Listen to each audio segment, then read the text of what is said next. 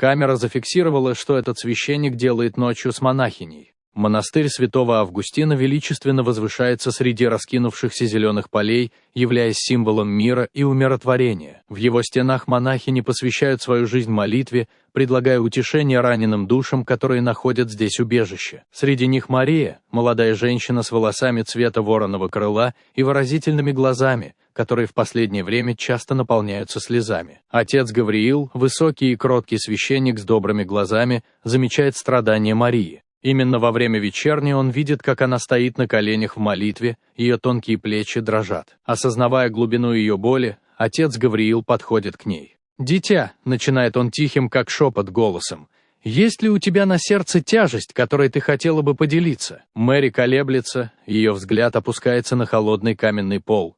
Душевная боль в ней ощутима. Наконец, дрожащим голосом она начинает распутывать нити своего прошлого, омраченного зловещей тенью домашнего насилия. Она говорит о чудовищном отце и избитой, сломленной матери. Они вдвоем, спасаясь от когтей этого темного мира, нашли убежище в гостеприимных стенах монастыря. По мере того, как она углубляется в свою историю, ее голос дрожит от скрытых эмоций, которые отец Габриэль чувствует, но не может полностью уловить. С каждым словом образуется связь, основанная на взаимном уважении и необъяснимой взаимосвязи. Их миры, такие разные, но переплетенные нитями человеческих эмоций, сближают их. Дни превращаются в недели, и с каждым мгновением расстояние между Марией и отцом Габриэлем сокращается. Это видно по украденным взглядам, которыми они обмениваются во время утренней мессы, коротким прикосновением, когда они проходят мимо друг друга в освященных залах монастыря. Скрытый поток эмоций неоспорим, но не высказан. Именно в моменты молчания, наполненные тоской и невысказанными признаниями, укрепляется их связь. Одним судьбоносным вечером, когда золотые оттенки заходящего солнца окрашивают каменные стены монастыря,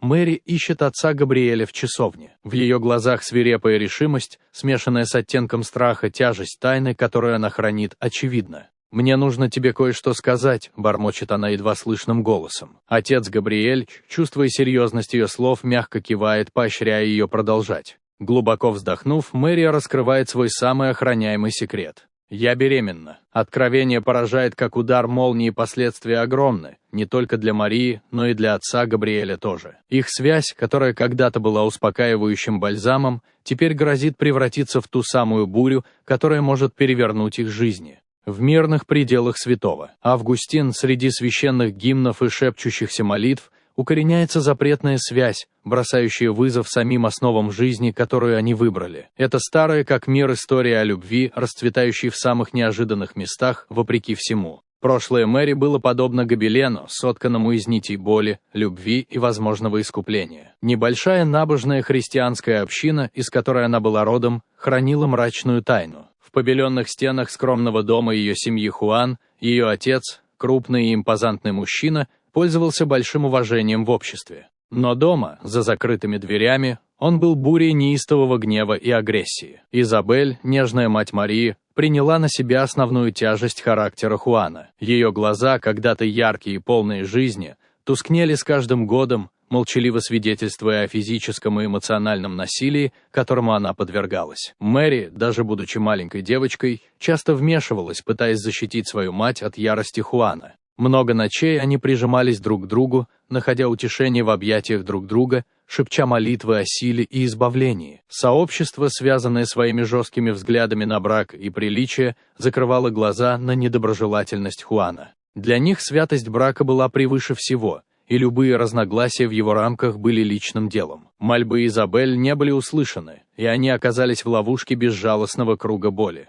Спасение пришло в лице сестры Альмы, сострадательной монахини из местного монастыря. Благодаря своему безмятежному поведению и нежному голосу, она стала маяком надежды как для Изабель, так и для Мэри. Заметив синяки на руках Изабель во время одного из своих визитов, Альма протянула руку помощи, предложив им укрыться в священных пределах монастыря. Под руководством Альмы монастырь стал их убежищем. Освященные залы, в которых эхом отдавались гимны и молитвы, резко контрастировали с шумной атмосферой их дома. Именно здесь Мэри впервые почувствовала глубокую связь с Богом. Ее вера расцвела, как роза весной. Она часто находила утешение в часовне. Ее молитвы были мольбой об исцелении и прощении. Однако их вновь обретенный покой был недолгим. Изабель, ослабленная годами жестокого обращения, тяжело заболела. Несмотря на все усилия сестер и нежную заботу Марии, Изабель скончалась, оставив Мэри разбитой. Пустота, оставленная смертью ее матери, была глубокой, но среди этого горя в Мэри проросло семя целеустремленности. Сестра Алма, почувствовав глубокое духовное пробуждение Мэри,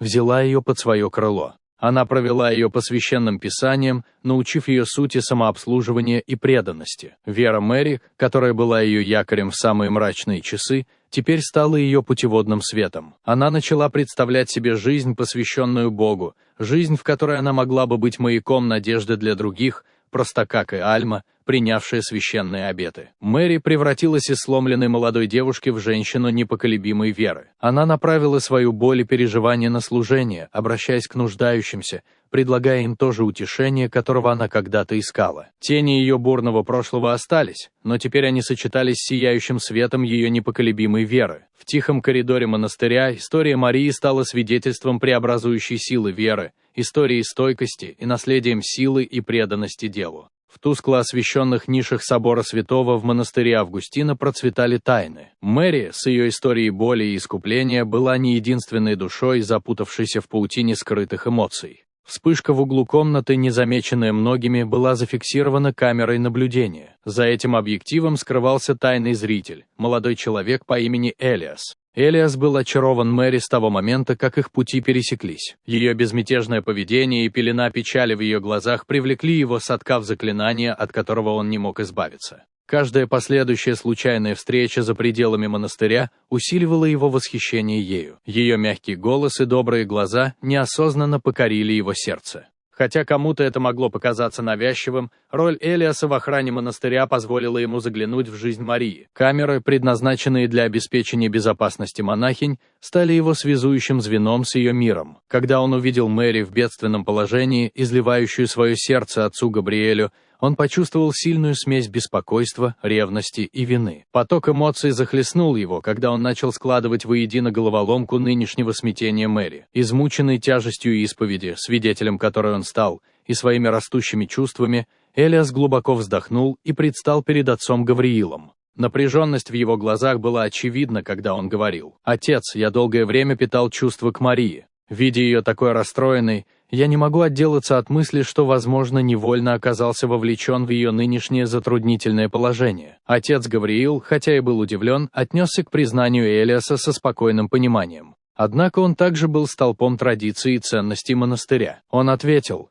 «Элиас, любовь — это мощное чувство, которое прославил сам Господь. Но правила этого монастыря строги. Мария посвятила свою жизнь Богу, и ее путь отличается от вашего». Элиас, на лице которого отразилось отчаяние, ответил: «Отец, я понимаю святость этого места и путь, который выбрала Мэри. Но если я каким-то образом несу ответственность за ее боль, я должен все исправить. Я не могу успокоиться, зная, что, возможно, причинил ей какие-то страдания». Отец Гавриил, внимательно изучая Элиаса, ответил: «Ты хороший человек, Элиас. Я вижу искренность в твоих глазах, но любовь — это не только страсть. Это также жертвенность и понимание. Мэри сделала свой выбор, и хотя ваша забота достойна восхищения, важно уважать границы, установленные этим монастырем». Элиас, побежденный, ответил: «Я уважаю выбор Марии, отец. Мне просто нужно было, чтобы вы знали, что я чувствую к ней, и насколько я готов поддержать ее в этом». Отец Габриэль кивнул. «Я понимаю, Элиас. Всегда помните, что иногда лучший способ любить кого-то — это на расстоянии, позволяя ему следовать выбранным им путем,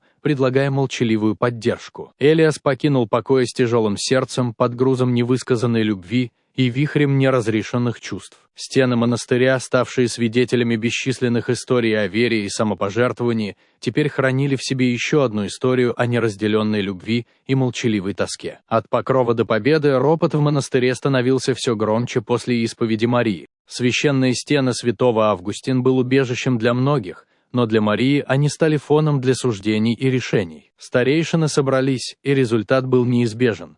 Мэри была отстранена от своей роли монахини. Это были суровые последствия, которых она боялась. Но столкнувшись с Грейс, выйдя за привычные пределы монастыря, будущее Мэри стало неопределенным. И все же внутри нее горело пламя решимости. Она была несправедлива в глазах церкви, но она также знала, что искупление не ограничивается священными залами. Ее путь покаяния начался не с отчаяния, а с надежды. Словно по воле судьбы, Элиас появился рядом с ней. Ему не нужно было говорить, его присутствие было достаточно, чтобы успокоить ее.